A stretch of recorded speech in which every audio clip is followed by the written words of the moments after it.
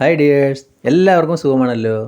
ഇന്നത്തെ എൻ്റെ റെസിപ്പി ഒരു ബ്രെഡ് വെച്ചിട്ടുള്ള അടിപൊളി ബ്രേക്ക്ഫാസ്റ്റിൻ്റേതാണ്. ബ്രേക്ക്ഫാസ്റ്റിന് മാത്രമല്ല ഈവനിങ് സ്നാക്കായിട്ടും കഴിക്കാൻ പറ്റും. അപ്പോൾ എൻ്റെ വീഡിയോ ഇഷ്ടപ്പെട്ട് കഴിഞ്ഞാൽ ഒന്ന് ലൈക്ക് ചെയ്യണേ. പിന്നെ ആദ്യമായിട്ട് കാണുന്ന കൂട്ടുകാർ ഒന്ന് സബ്സ്ക്രൈബ് ചെയ്താൽ ബെല്ലൈക്കൺ അമർത്തി ഓൾ എന്ന ഓപ്ഷൻ കൂടി ഒന്ന് കൊടുക്കണേ. അതിനായിട്ട് 5 പീസ് ബ്രെഡ് ഞാൻ എടുത്തിട്ടുണ്ട്. ഇനി നമ്മൾക്കിതൊന്ന് കട്ട് ചെയ്ത് വരാം. അപ്പോൾ ഞാനത് ബ്രെഡ് ഇതേപോലെ രണ്ടായി കട്ട് ചെയ്തതിന് ശേഷം വീണ്ടും അത് ഇതേ വലിപ്പത്തിലാണിത് കട്ട് ചെയ്യുന്നത്.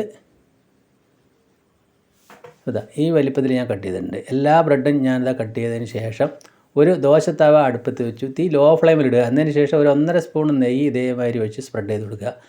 അതിലേക്ക് ബ്രെഡ് പീസ് ഇട്ടിട്ട് നമുക്കൊന്ന് തിരിച്ചും മറിച്ചിട്ടൊന്ന് ഫ്രൈ ചെയ്തെടുക്കണം. അതായത് വളരെ ലൈറ്റായിട്ട് ഫ്രൈ ചെയ്താൽ മതി. ഒരുപാട് അങ്ങോട്ട് സ്പീഡ് കൂട്ടി, അതായത് ഫ്ലെയിം കൂട്ടി വെക്കരുത്. ലൈറ്റ് ഫ്ലെയിമിൽ തന്നെ വെച്ച് ഇതൊന്ന് ഫ്രൈ ചെയ്തെടുക്കുക. ഇതേപോലെ തിരിച്ചും മറിച്ചിട്ട് നമുക്ക് ഫ്രൈ ചെയ്യാം. അപ്പോൾ ഇതാ എല്ലാ പീസും ഞാൻ ഇതേപോലെ ഫ്രൈ ചെയ്തെടുത്തിട്ടുണ്ട്. ഇങ്ങനെ ചെയ്യുമ്പോൾ നല്ലൊരു രുചിയാണ്. അപ്പോൾ ഇനി വേണ്ടത് ഒരു മസാല കൂട്ടാണ്. അതിന് മിക്സിയുടെ ജാറിലേക്ക് ഒരു 1.5 തക്കാളി കട്ട് ചെയ്ത് ചേർത്തു. ഒരു 3 വെള്ളുള്ളി രണ്ടായി കട്ട് ചെയ്ത് അതും ചേർത്ത് കൊടുത്തിട്ടുണ്ട്. പിന്നെ ചെറിയൊരു കഷ്ണം ഇഞ്ചി പൊടിയായി കട്ട് ചെയ്ത് അതും ചേർത്തു. ഒരു 6-7 കുരുമുളകും കൂടി ചേർത്ത് നമ്മളിതൊന്ന് അരച്ചെടുക്കണം. എന്നിട്ട് അതൊന്ന് മാറ്റി വയ്ക്കാം. ഇനി നമുക്ക് വേണ്ടത് ഒരു വലിയ സവാള നല്ല പൊടിയായി കട്ട് ചെയ്തതും ഒരു പച്ചമുളക് ഇതേപോലെ കട്ട് ചെയ്തതും. ഇപ്പോൾ ഒരു ഫ്രൈ പാൻ അടുപ്പത്ത് വെക്കുക. തീ ലോ ടു മീഡിയം ഫ്ലെയിമിലാക്കിയതിന് ശേഷം 1.5 സ്പൂണ് ഓയിൽ ഒഴിച്ചു കൊടുക്കുക. ഓയിലൊന്ന് ചൂടായി വരുന്ന സമയത്ത് 1/4 സ്പൂണ് കടുക് ഇടുക. കടുക് പൊട്ടി വരുന്ന സമയത്ത് നമുക്ക് സവാള ചേർത്ത് കൊടുക്കാം. അപ്പോൾ ഇതേപോലെ നൈസായിട്ട് കട്ട് ചെയ്തിട്ട് വേണം ചേർക്കാനായിട്ട്. പിന്നെ പച്ചമുളകും ചേർക്കാം. നല്ലതുപോലെ ഇതൊന്ന് ആ എണ്ണയിലൊന്ന് വഴന്ന് വരട്ടെ. അപ്പോൾ ശരിക്കും നല്ലതുപോലെ ഇത് വഴന്ന് വരണം. അപ്പോഴാണ് അതിന് നല്ലൊരു രുചി ഉണ്ടാവും. ഇപ്പോൾ അതേപോലെ ശരിക്കൊന്ന് വഴറ്റിയെടുക്കണം. ഇനി നമുക്ക് ആവശ്യത്തിനുള്ള പൊടി ഇപ്പോൾ തന്നെ ഞാൻ അതിലേക്ക് ചേർക്കുന്നുണ്ട്. അതുകൂടി ചേർത്ത് നല്ലതുപോലെ ഒന്ന് വഴറ്റിയെടുക്കുക.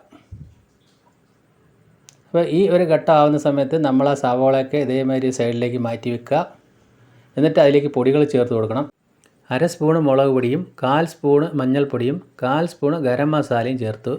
എന്നിട്ട് നല്ലതുപോലെ ആ എണ്ണയിൽ ഒന്നുകൂടി ശരിക്കും ഇതേപോലെ ഒന്ന് വഴറ്റുക. അപ്പോൾ അത് നല്ലതുപോലെ വഴന്ന് വരുമ്പോൾ നമ്മൾ നേരത്തെ അരച്ച് വെച്ചിരിക്കുന്ന തക്കാളി, ഇഞ്ചി, വെള്ളുള്ളിയുടെ പേസ്റ്റ് അതിലേക്ക് ഇതാ ഒഴിച്ചു. എന്നിട്ട് ഇതുകൂടി നല്ലതുപോലെ ആ വെള്ളം ഒന്ന് വഴറ്റി വരുവോളം ശരിക്കും ഒന്ന് വഴറ്റിയെടുക്കുക. ഒരല്പം വെള്ളം കൂടി ചേർത്തിട്ടുണ്ട്. അതുകൂടി ഒന്ന് വറ്റി വരണം.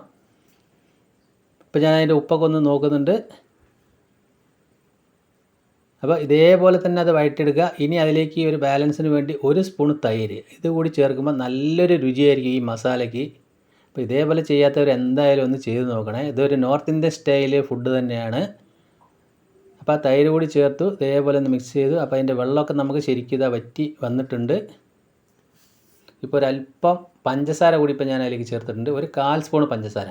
അപ്പോൾ അതിൽ നമ്മൾക്ക് ആ തക്കാളിയുടെയും തൈരിൻ്റെ പുളിയും ഒരു ചെറിയൊരു മധുരവും ആ മുളക് പൊടിൻ്റെയും കുരുമുളകിൻ്റെയും ഒരു സ്പൈസസും കൂടി നല്ലൊരു ടേസ്റ്റ് ഉണ്ടാവും.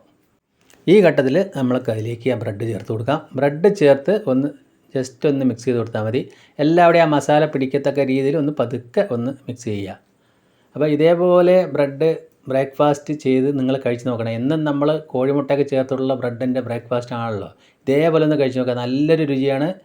ഇനി അതിലേക്ക് ഇതാ ഒരു കൈപ്പിടി മല്ലിയില കൂടി കട്ട് ചെയ്ത് ചേർത്തു. മല്ലിയില കുറച്ചുകൂടി ചേർത്താലും കുഴപ്പമില്ല. അപ്പോൾ അത്രയ്ക്കും ടേസ്റ്റാണ്. എന്നതിന് ശേഷം അതിൻ്റെ ഫ്ലെയിം ഞാൻ ഓഫാക്കി ഒന്നുകൂടി ഇതാ നല്ലതുപോലെ ഒന്ന് മിക്സ് ചെയ്തു.